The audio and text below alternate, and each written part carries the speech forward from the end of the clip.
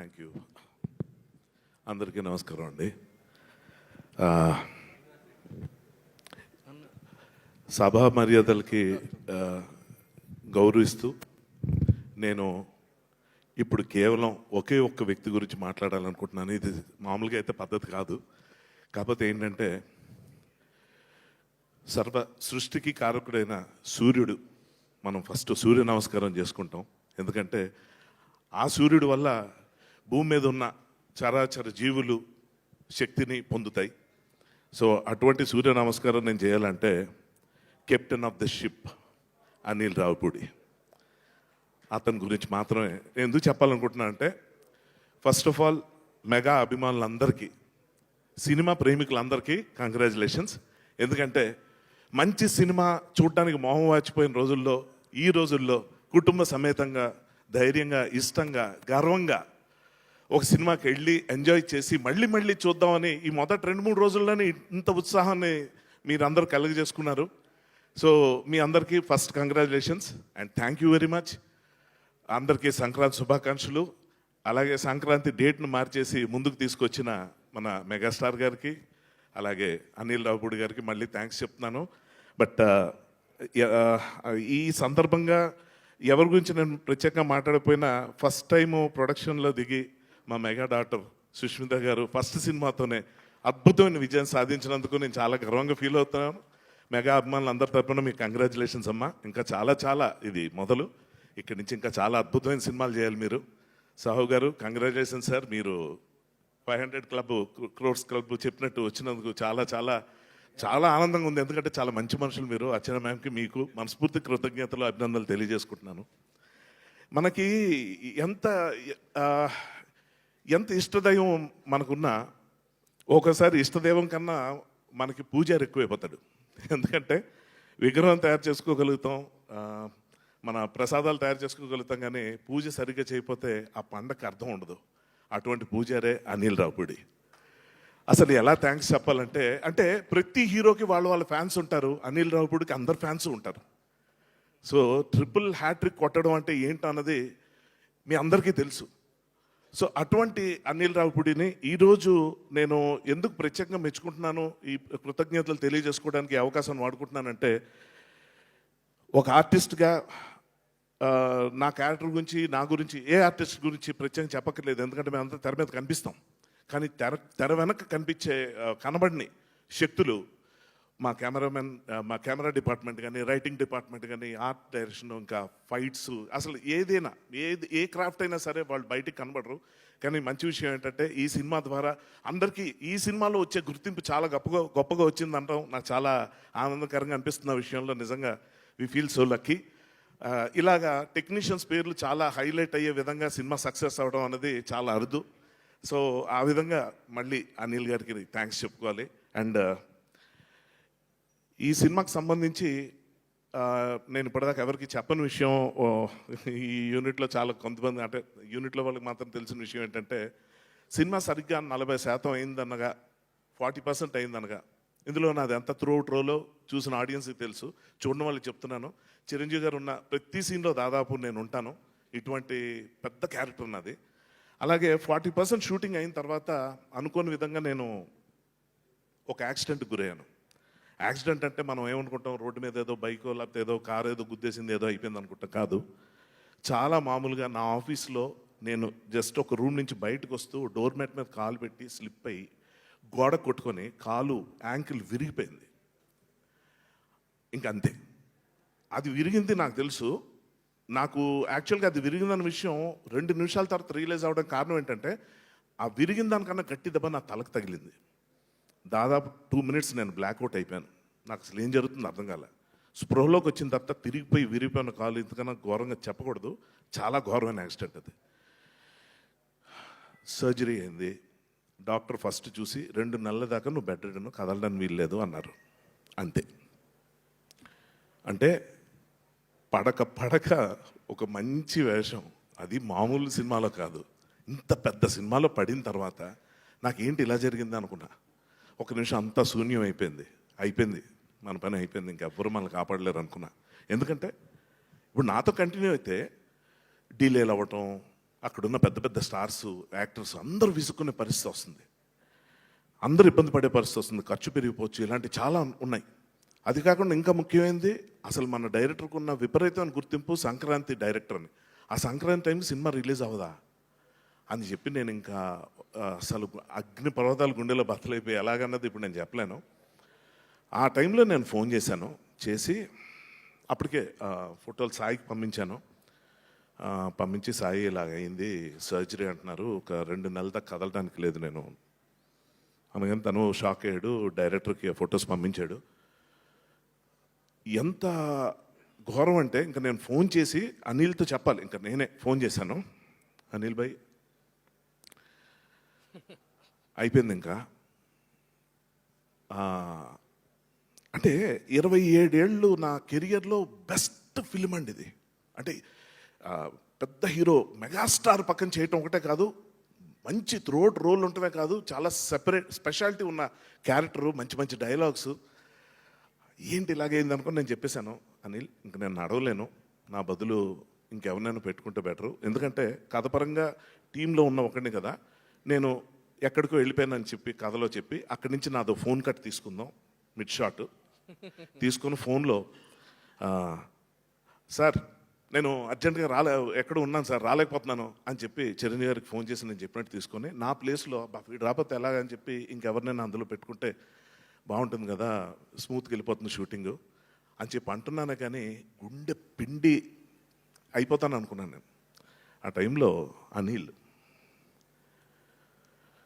భయ్యా, ప్రమాదం అన్నది ఎవరికైనా జరగవచ్చు, అది నీకైంది, ఎవరికైనా అవ్వచ్చు, ఎవరు ఏది ఏమైనా కూడా ఇందులోంచి మార్చడం అనేది ఉండదు అని చెప్పి ఏమన్నాడంటే, యాక్టింగ్ వచ్చు కదా, డైలాగ్ చెప్పగలవు కదా, నువ్వు కథల్లో అంతే కదా, నేను చూడు ఎలా చేస్తాను అంతే. నేను ఎలా అనిల్ ఎలా 40% అయిందండి మూవీ, 40%, 60% ఇంపాసిబుల్. అది ఎంత పైగా ఇదేంటి ఏదో కూర్చొని చేసే ఒక సాఫ్ట్వేర్ అలాంటి క్యారెక్టర్ కాదు, ఒక సెక్యూరిటీ ఆఫీసరు, అతను వెనకాల పరిగెత్తాలి, అడవులు గిడువులు ఇవి చాలా ఉన్నాయి, ఎలా చేస్తావు అనిల్, ఏంటి వద్దు అనిల్, అలా వద్దు, ఎమోషనల్ అవ్వద్దు, ఎందుకంటే చాలా రెస్పాన్సిబిలిటీతో కూడా భయ్యా నేను హ్యాండిల్ చేస్తాను, నాకు వదిలే. ఎందుకంటే చిరంజీవి గారు అంటే నీకు ఎంత ఇష్టం నేను నీ కళ్ళల్లో చూసా. నేను నీకు ఇచ్చింది అప్పటిదాకా ఒక క్యారెక్టర్, ఒక ఆపర్చునిటీయే. కానీ ఆ వచ్చిన దగ్గర నుంచి నువ్వు ఆయనతో కూర్చొని గడుపుతున్న రోజులు, ఆ సందర్భాలు, ఆ డిస్కషన్స్ అవన్నీ చూసిన తర్వాత నీకు ఎంత ఇష్టం నేను చూసిన తర్వాత నీ కెరియర్ నేను అట్లా నేను ఇలా వదిలేస్తాను, నాకు వదిలే నేను చూసుకుంటాను అన్నాడు.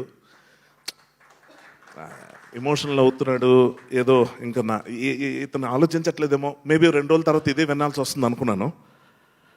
కానీ సర్జరీ అయిందండి, 5వ రోజు షూటింగ్ పిలిచాడండి. నేను రాలేను అనలేకపోయాను, కదలేకపోతున్నా, కాలు కింద పెడితే ఎంత వాచిపోతుంది, ఆ పెయిన్ వర్ణనాతీతం. కానీ దానికన్నా ఎక్కువ పెయిన్ ఈ సినిమా ఏమైపోతుంది, మన వల్ల ప్లస్ అవ్వకపోయిన పర్లేదు కానీ మైనస్ అవ్వకూడదు కదా, ఇదేం గుర్తింపు, ఇలాగ అవ్వకూడదు అని చెప్పి చాలా టెన్షన్ పడ్డా. కానీ అక్కడి నుంచి 60% ఆఫ్ ద ఫిలిం, ఇప్పుడు నేను చెప్పాను కదా, ఈ విషయం చెప్పిన తర్వాత నా ఫ్యామిలీ కానీ, నా ఫ్రెండ్స్ కానీ, నా రిలేటివ్స్ కానీ ఎవరు సినిమా చూసిన వాళ్ళందరికీ అర్థం కాలే, ఏం సినిమా అంతా బాగానే ఉన్నావు కదా, నీకు ఎక్కడైంది అని.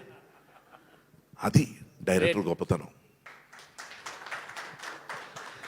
కదలలేని ఆర్టిస్ట్ని, లేవలేని ఆర్టిస్ట్నే నిల్చోపెట్టాడండి. ఏ స్టార్నైనా ఎందుకు నిల్చోపెట్టావు?